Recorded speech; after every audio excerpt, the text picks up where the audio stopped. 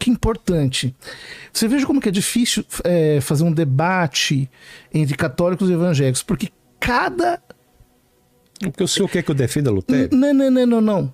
Eu não estou dizendo isso. Eu estou dizendo assim, é que cada ramo exige uma abordagem. Uma resposta. A base está nas escrituras. Vamos debater com base nas Sim, escrituras. mas, por exemplo... Vamos debater com base na Bíblia. Mas entre vocês há uma divergência muito grande. Vamos nós dois debater com base na Bíblia. Inclusive, então, mas é isso. É que como você tem uma pluralidade de confissões, então, por exemplo, ele está dizendo, eu não acredito na doutrina luterana de que as obras feitas em graça de Deus, elas são más intrinsecamente e não podem e não tangem a salvação. Ele está dizendo isso. Mas há quem acredite nisso, né? Os luteranos hoje não acreditam mais. Os luteranos são diferentes de Lutero. Eles mudaram. Então, veja, este é o ponto fundamental. A graça inicial não pode ser merecida. Segundo,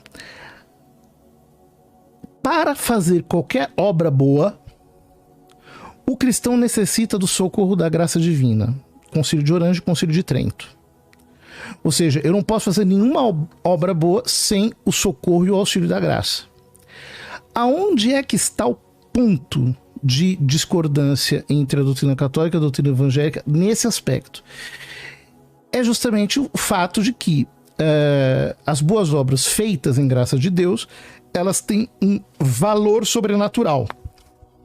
Ou seja, Filipenses 2,12, quando Paulo diz, trabalhai pela vossa santificação. Ou quando Jesus diz, esforçai-vos por entrar pela porta estreita. É santificação. Certo, mas as obras... é obra mesmo. Então... Mas não justificação. Então, esta é a doutrina católica. Agora, Lutero não acreditava nisso. E Calvino também não. Porque essas doutrinas são totalmente monergistas. Comentário. Olha, entre nós, entre os cristãos, o debate é com base nas escrituras. Então, assim, o que é necessário para a pessoa ser salvo? Falando de maneira básica sobre a questão da justificação.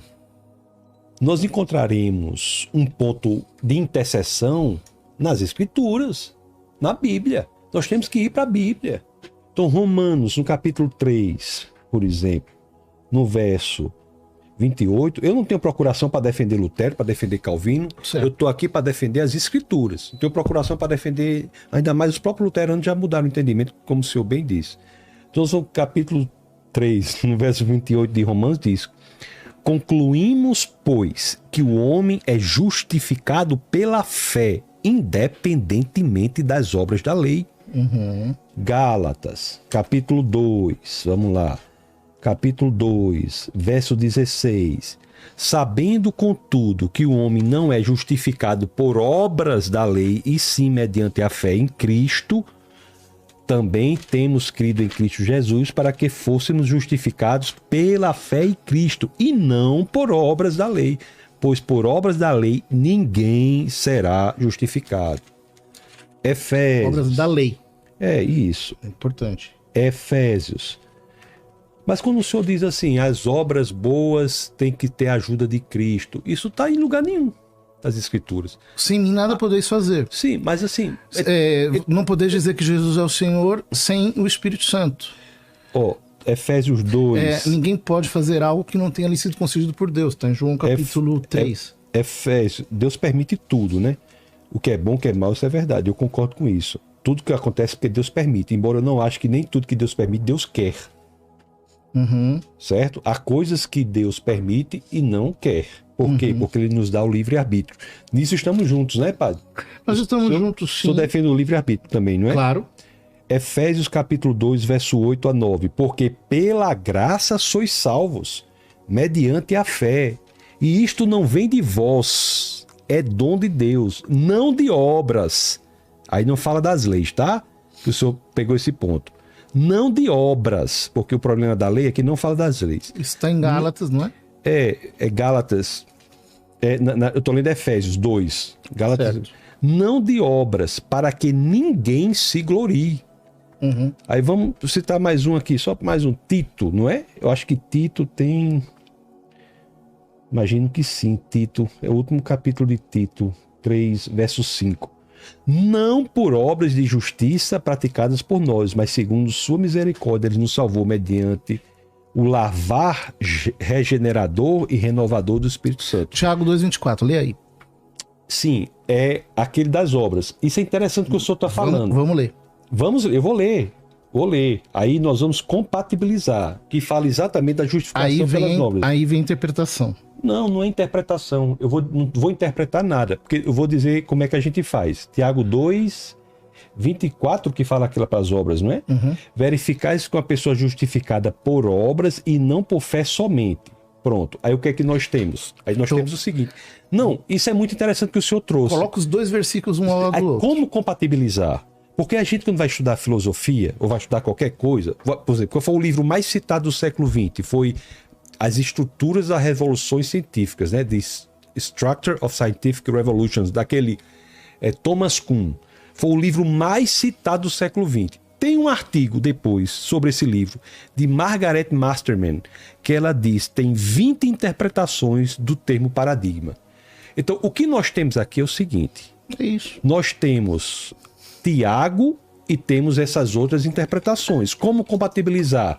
É que as obras aqui, porque se isso for verdade, os outros estão falsos, todos os outros tantos que eu citei estão falsos, para que isso seja verdade. Lutero queria tirar o Tiago da Bíblia. Mas desde o começo o povo queria ter a Tiago, não é só Lutero não. Desde o começo, o cânon, quando foi formado, nem Tiago, nem Apocalipse, as cartas de Paulo eram só 10, não foi só Lutero não. E se Lutero quis também, não tem um... aí a prova de que a tradição antecede as escrituras. Mas a tradição não é romana. Certo.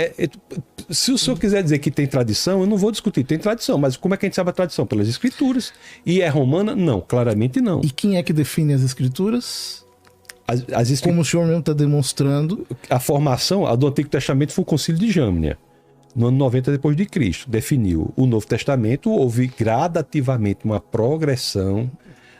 Não é? O nome disso é tradição.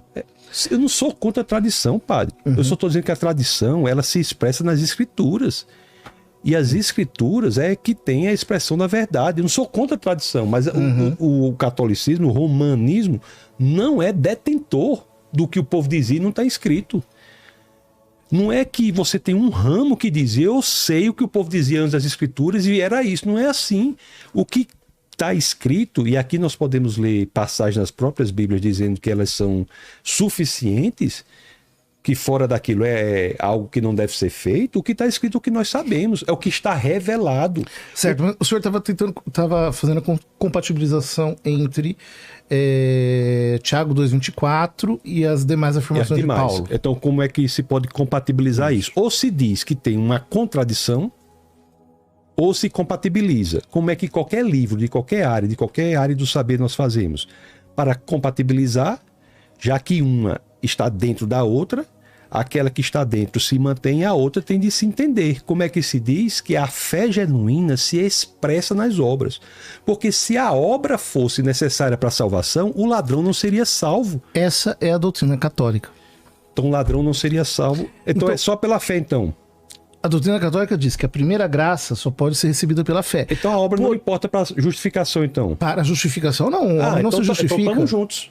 O homem se a obra não importa para a justificação, não importa para a salvação, é a mesma coisa da gente. Só que o problema qual que é?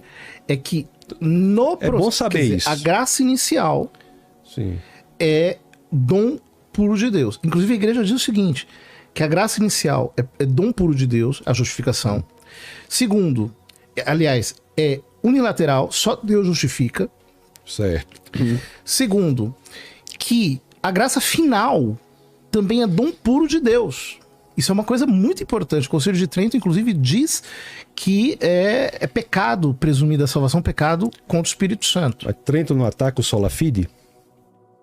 Ou somente a fé? Neste sentido que nós estávamos falando. Não, padre, veja bem, vamos ser, para o povo não entender errado. O senhor diz o seguinte, o senhor está dizendo que fé genuína... Só a fé é suficiente para a salvação, é isso? O senhor disse que a fé genuína, ela se expressa nas obras. Correto? Correto, mas não é necessária para a salvação. Não é necessário para a salvação? Como assim? As obras ou a fé? As obras, o caso do ladrão.